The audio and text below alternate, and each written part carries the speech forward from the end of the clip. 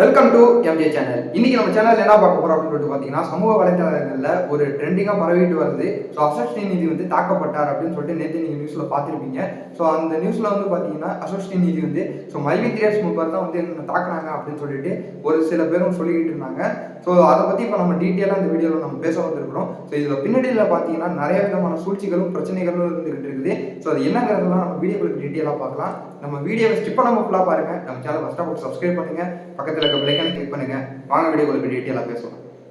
So எல்லாருக்குமே தெரிஞ்சிருக்கும் அசோக் ஸ்ரீநிதி வந்து தாக்கப்பட்டார். ஸோ அதுக்கான வந்து அஃபிஷியலான ப்ரூஃப் சிசிடிவி ஃபுட்டேஜே கிடைச்சிருக்குது. முதல்ல இந்த ஃபுட்டேஜை பாருங்க, அதுக்கப்புறமா நம்ம தொடர்ந்து பேசலாம். கோவையில் மைத்ரி ஆட்ஸ் நிறுவனம் மீது புகார் அளித்த அசோக் ஸ்ரீநிதியை கொல்ல முயற்சி என்ற சிசிடிவி காட்சி வெளியாகியுள்ளது. இத்தொடர்பான முழு விவரங்களை எமது செய்தியாளர் தென்னிலவன் வழங்க கேட்கலாம். தென்னிலவன், இத்தொடர்பான முழு விவரங்களை நீங்க பதிவு பண்ணலாம். நிச்சயமாக. அதாவது கோவை நவ இந்தியா பகுதியை சேர்ந்தவர் அசோக் ஸ்ரீநிதி. இவர் பாத்தீங்கன்னா பாமகவில் உறுப்பினராக இருக்கிறார்.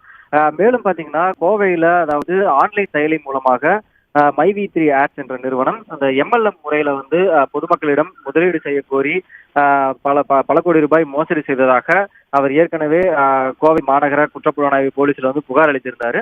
இந்த புகார் அடிப்படையில போலீசார் வழக்கு பதிவு செய்து விசாரணை மேற்கொண்டு வந்த நிலையில இந்த வழக்கானது சென்னை பொருளாதார குற்றப்பிரிவுக்கு மாற்றப்பட்டு அந்நிறுவனத்தின் உரிமையாளரான சக்தி ஆனந்தனை ஏற்கனவே போலீசார் கைது செஞ்சிருக்கிறாங்க.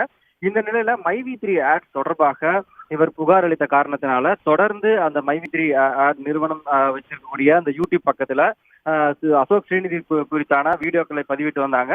மேலும் இவருக்கு வந்து தொடர்ந்து கொலை மிரட்டல் வந்ததாகவும் கோவை மாநகர காவல் ஆணையரிடம் ஏற்கனவே ஒரு புகார் மனு அளித்திருந்தாரு. இந்த நிலையில்தான் நேற்றைய தினம் லட்சுமி வில்ஸ் பகுதியில் இருக்கக்கூடிய ஒரு தனியார் துணி கடைக்கு சென்று துணி வாங்கிவிட்டு வரும்போது அவரை பின்தொடர்ந்து இருசக்கர வாகனத்தில் வந்த ஒரு 3 இளைஞர்கள் வந்து அவரை வந்து கொலை செய்ய முயன்றிருக்கிறார்கள்.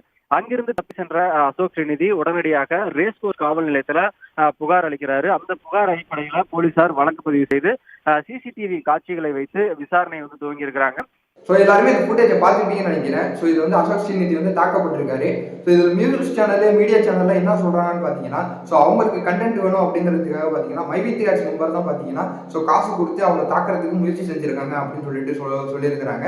ஸோ இதில் முழுக்க வந்து நான் விசாரிச்சது வரையும் பார்த்தீங்கன்னா, ஸோ எனக்கு தெரிஞ்ச மைவி3 ஆட்ஸ் மெம்பர் வந்து ஒரு சில பேர் இருக்காங்க. அவங்கள்ட்ட கேட்டது வரையும் ஸோ எனக்கு தெரிஞ்சது வரையும் நான் என்ன சொல்ல வரணும் அப்படின்னு சொல்லிட்டு பார்த்தீங்கன்னா, ஸோ இது முழுக்க பார்த்தீங்கன்னா பின்னணியில் வந்து வேற ஏதோ சதி நடந்திருக்குது.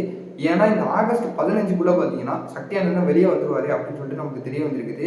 ஸோ அவர் வெளியே வரக்கூடாது, இந்த கம்பெனி அவர் வெளியே வந்தால் வளர்ந்துரும் அப்படின்னு சொல்லிட்டு ஒரு சில பேருக்கு பிடிக்காதவங்க பார்த்தீங்கன்னா ஒரு ஆர்டர் செட் பண்ணி அவங்களே ஒரு ட்ராமா நடத்துறது நிறைய வாய்ப்பு இருக்குன்னு நான் நினைக்கிறேன். நான் நினைக்கிறது மட்டும் இல்லை, நான் விசாரித்த மெம்பர்ஸும் பார்த்தீங்கன்னா இதை தான் சொல்லிக்கிட்டு வராங்க. ஸோ இது வளர்ச்சி பிடிக்காத யாரோ ஒருத்தவங்க இதை செய்யறதுக்கு நிறையவே வாய்ப்பு இருக்குது. நீ இப்போ ஏன்னு பார்த்தீங்கன்னா மைவி3 ஆட்ஸ் கண்டிப்பாக இதை செஞ்சதுக்கு வாய்ப்பே கிடையாது. ஏன்னா மைவி3 ஆட்ஸ் உங்களுக்கு எல்லாருக்குமே தெரியும், கூடிய சீக்கிரம் சக்தி அண்ணன் வெளியே வந்துருவாரு அப்படின்னு சொல்லிட்டு. ஸோ இது செஞ்சால் சக்தி அண்ணனுக்கும் கம்பெனிக்கு தான் ப்ராப்ளம் வரும் அப்படின்னு சொல்லிட்டு மைவி3 ஆட்ஸ் மெம்பருக்கு தெரியும். இதே ஆப்போசிட் தரப்பில் பார்த்தீங்கன்னா இது அப்படியே ஆப்போசிட்டாக பண்ணியிருக்கிறாங்க. ஸோ இதை நம்ம மைவி3 ஆட்ஸ் மெம்பர் மேலே பழிய போட்டாச்சுன்னா ஸோ இது வந்து கோர்ட்டில் வந்து இது ஒரு கேஸாக போட்டு சக்தி அண்ணனும் உள்ளேயே தள்ளுதான் அப்படின்னு சொல்லிட்டு ஒரு வேற யாரோ சூழ்ச்சி பண்ணி ஸோ இந்த சதி வேலையை நடத்திருக்கிறாங்க. ஸோ என்ன இருந்தாலும் சரி மைவி3 ஆட்ஸ் மெம்பர் எல்லாருமே பார்த்தீங்கன்னா ஒரு பாசிட்டிவாகவே இருங்க. ஏன்னா இது வந்து போலீஸ் பார்த்துப்பாங்க. இது வந்து போலீஸ்கிட்ட ஹேண்ட் ஓவர் பண்ணப்பட்டிருக்கு. ஸோ அவங்க யார் தாக்குனாங்களோ அவங்களோட ஃபேஸ் கூட லைட்டாக தெரிஞ்சிருக்குது. ஸோ அதன் அடிப்படையில் பார்த்தீங்கன்னா அவங்க விசாரணை பண்ணி அது உண்மையிலே மைவி3 ஆட்ஸ் மெம்பரில் யாராவது ஒருத்தர் செஞ்சாங்களா, அப்படி இல்லைன்னா இது வெளியால் வேற யாராவது சரி பண்ணியிருக்காங்களா அப்படின்னு சொல்லிட்டு போலீஸ் தரப்புலேருந்தே காவல்துறை தரப்புலேருந்தே கண்டுபிடிப்பாங்க. ஸோ எல்லாருமே பாசிட்டிவாக இருங்க.